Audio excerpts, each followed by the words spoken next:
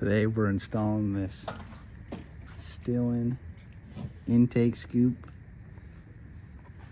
on this 2022 Chevy Duramax half-ton.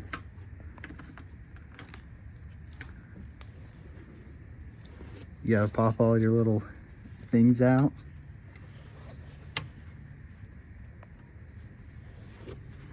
Take this out, put that in.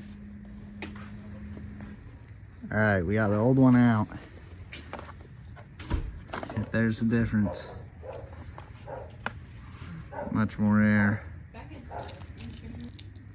Okay, we got it installed in like 5 minutes. Pretty simple.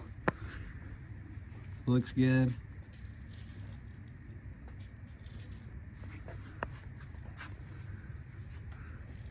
Lots more space for air.